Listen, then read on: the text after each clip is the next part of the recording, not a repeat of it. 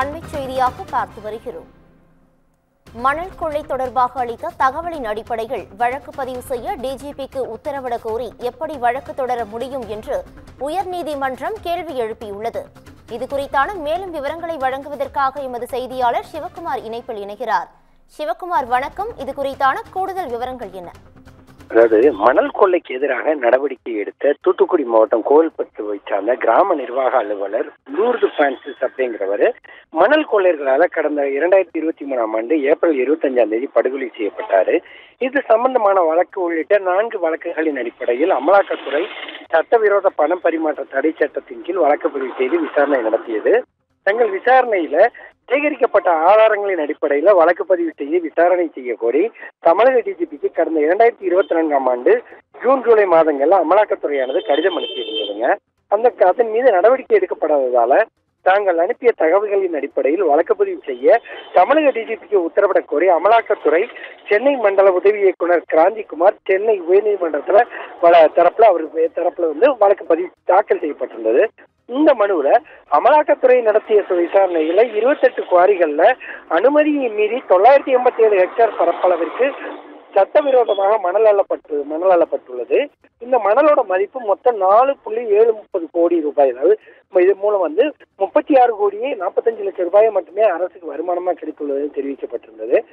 சட்டவிரோத மணல் குவாரி செய்ததன் மூலம் கிடைத்த தொகையை சட்டவிரோதமாக பணப்பரிமாற்றம் செய்தது கண்டுபிடிக்கப்பட்டதால 15 நிறுவனங்களில் 130 கோடி ரூபாயிலான வங்கி கணக்குகள் தற்காலிகமாக முடக்கப்பட்டதாகவும் மனுவில் தெரிவிக்கப்பட்டிருந்தது. 130 கோடி ரூபாய் வங்கி கணக்கு தற்காலிக முடக்கத்தை ரத்து செய்த சென்னை உயர்நீதிமன்ற மாநில போலீசார் வழக்கு பதிவு செய்யப்படாத நிலையில அமலாக்கத்துறை பதிவு செய்த வழக்கின் அடிப்படையில் எந்த நடவடிக்கையும் எடுக்கக்கூடாது அப்படின்னு சொல்லி உத்தரவிட்டிருந்தது. இதனால 2024ஆம் ஆண்டு அனுப்பிய தகவல்களின் அடிப்படையில் வழக்கு பதிவு செய்து விசாரிக்க தமிழக டிஜிபிக்கு உத்தரவிட வேண்டும் எனவும் அமலாக்கத்துறை விசாரணைக்கு உத்தரவு வழங்க தமிழக டிஜிபிக்கு உத்தரவிடணும்னு சொல்லியும் அந்த மனுவில் கோரிக்கை விடுக்கப்பட்டிருந்தது. இந்த வழக்கானது தலைமை நீதிபதி SM ஸ்ரீவத்சவா மற்றும் நீதிபதி அருள்முருகன் முன்பு விசாரணைக்கு வந்தபோது ஒரு விசாரணை அமைப்பான அமலாக்கத்துறை மற்றொரு விசாரணை அமைப்பான மாநில காவல்துறைக்கு உத்தரவிட கோரி எப்படி வழக்கு தொடர முடியும்னு கேள்வி எழுப்பினாங்க. அமலாக்கத்துறை தரப்புல ஆஜரான வழக்கறிஞர் ரமேஷ் மிகவும் ரகசியமான இந்த தகவல்கள் மாநில காவல்துறைக்கு அனுப்பி வைக்கப்பட்டு வழக்கு பதிவு செய்ய கேட்கப்பட்டது.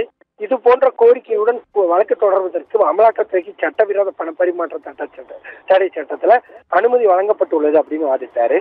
தமிழக அரசின் தலைமை வழக்கறிஞர் ராமன் தகவல்களை அனுப்பி வழக்கை பதிவு செய்ய வேண்டும் என்று கூறினால் அதை ஏற்றுக்கொள்ள மாநில காவல்துறை போஸ்ட் மாஸ்டர் அல்ல.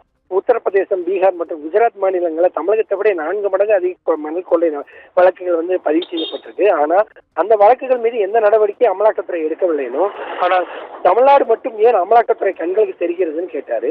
பொதுநலன் கருதி அமலாக்கத்துறை இந்த மனுவை தாக்கல் செய்துள்ளதுன்னு அமலாக்கத்துறை தரப்பு தெரிவிக்கப்பட்ட நிலையில இதற்கு பதிலளித்த தமிழக அரசின் தலைமை வழக்கறிஞர் அதே பொதுநலனை சுட்டிக்காட்டி குஜராத் நீதிமன்றத்துல தமிழக அரசு வழக்கு தொடர முடியுமான்னு கேள்வி எழுப்பினாரு. டெல்லி மாநில காவல்துறைக்கு சம்பந்தப்பட்ட வழக்கில் போலீசாருக்கு உத்தரவிட கோரி உச்சநீதிமன்றத்தில் அமலாக்கத்துறை இதே போன்ற ஒரு மனுவை தாக்கல் செய்திருந்ததாகவும் எந்த அடிப்படையில் உத்தரவு பிறப்பிக்க முடியும்னு உச்சநீதிமன்றம் கேள்வி எழுப்பியதை அடுத்து அந்த மனுவை அமலாக்கத்துறை திரும்ப பெற்றதுன்னு தலைமை வழக்கறிஞர் தெரிவித்தாரு. இதனை அடுத்து இந்த மனுவுக்கு 3 வாரங்கள்ல பதிலளிக்கும்படி தமிழக அரசுக்கு உத்தரவிட்டு விசாரணையை தற்போது நீதிபதிகள் தள்ளி வச்சிருக்கிறாங்க. பவித்ரா.